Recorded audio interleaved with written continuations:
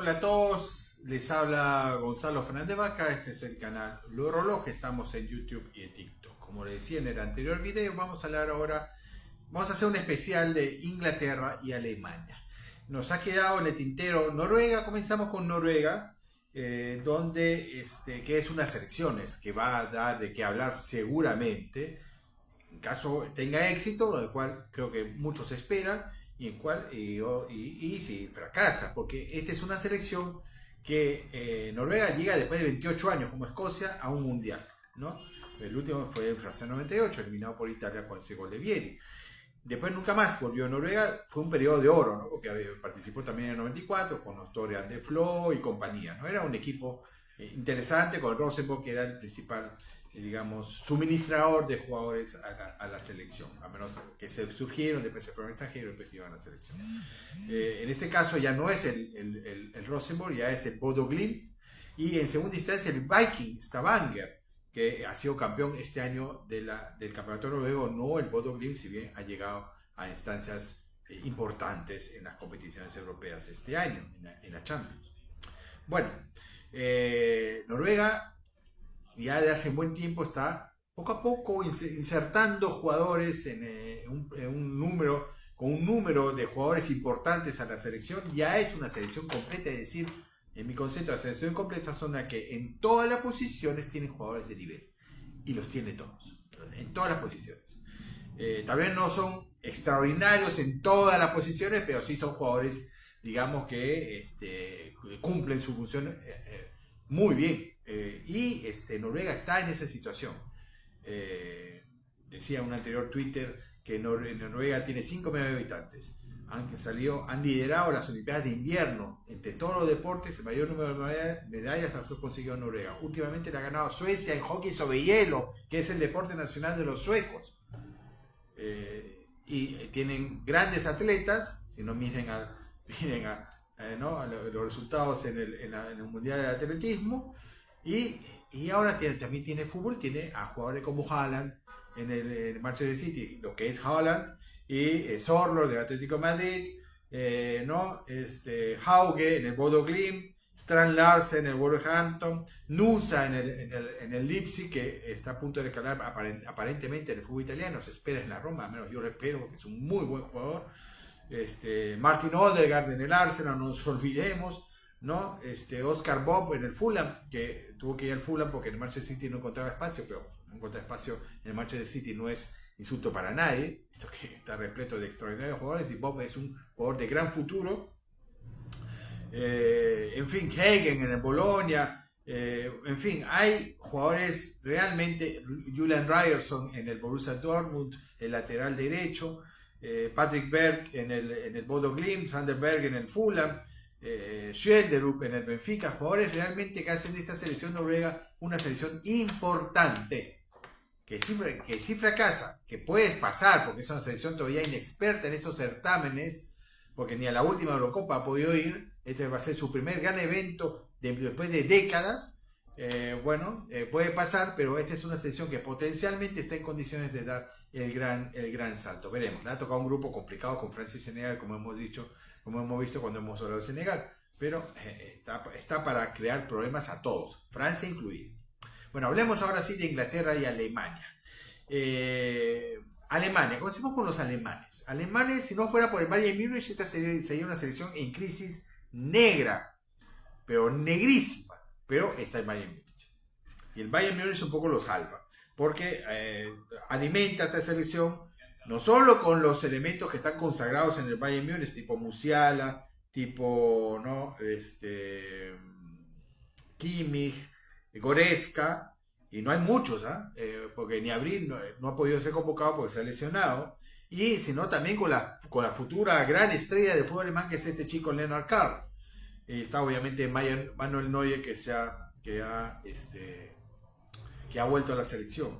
Pues después son todos jugadores de mediano y menor nivel, los jugadores del Stuttgart, que están varios, hay Lewelling, está Dennis Undav, ¿no? Jugadores que han estado en el Bayern Múnich, que un poco han fracasado, que no han respondido tal vez a las expectativas, como Leroy Sané, la verdad no tiene mucho que dar Alemania. Está Florian Wirtz, obviamente, del Liverpool, y del Chelsea, Kai Havertz, que no han tenido años muy destacados. Veremos qué pueden hacer. Es una selección de lo más importante, obviamente, es Alemania, pero no, los últimos 2 mundiales han sido eliminados en las primeras rondas. Puede pasar en esta también, muy complicado que pase por el grupo que le ha tocado, pero veremos qué puede pasar cuando le toque. Aparentemente, si queda primero en su grupo y Francia primero en su grupo, Alemania-Francia esté en las primeras rondas de la fase final. Ahí sí vamos a ver qué puede pasar. Si Francia llega bien, Francia no debería poder ganar, pero si Francia llega con algunas cosas, con algunas polémicas, que no sería la primera vez que pase, Alemania puede dar la sorpresa. Yo he dado esa sorpresa en mis predicciones del Mundial, y con Alemania que llega hasta el fondo, hasta la final. Justamente si supera a Francia, se podría abrir el camino. Veremos si es posible. Pero la verdad que Alemania tiene para un 11 bueno, pues no mucho más, poco recambio. Va a ser un 11 que va a tener que, ¿no? Y es un partido más. Ya no son 7 partidos el que campeona, sino son 8 partidos el que campeona. Entonces, ¿no? En un mes. Entonces, es una situación que vamos a ver cómo la maneja Julian Nagelsmann, porque no hay mucho que escoger. Pasemos a Inglaterra. En Inglaterra veo mucha política porque sucede lo exacto contrario. Mucho que escoger y varios sacrificios que hacer. ¿No? En otros años era Alemania que no sabía dónde escoger y Inglaterra tenía que rasgar el vidrio. En esta ocasión sucede totalmente lo contrario. Inglaterra cosecha lo que ha digamos, saca a reducir lo que ha cosechado en los últimos años, y tiene jugadores realmente para en cada posición tienen 2 o 3 jugadores importantes. Y la polémica ha ido porque Thomas Tuchel, el alemán, se ha atrevido, decirlo correctamente, se ha atrevido a sacar de la lista a Cole Palmer y a Phil Foden. También otros, tipo Morgan Gibbs White, el jugador de Nottingham Forest, pero por ahí no ha habido tanta polémica. Pero de Cole Palmer y Phil Foden, para mí no tiene justificación. Por más que los dos no hayan tenido su mejor año, porque efectivamente no han tenido sus mejores años. Cole Palmer básicamente porque ha tenido una lesión que lo ha afectado. Phil Foden porque no ha tenido la continuidad necesaria, aparte que ha llegado Marmoush, han llegado varios jugadores que un poco le han quitado espacio. Pero son 2 jugadores de indudable calidad que te pueden marcar la diferencia.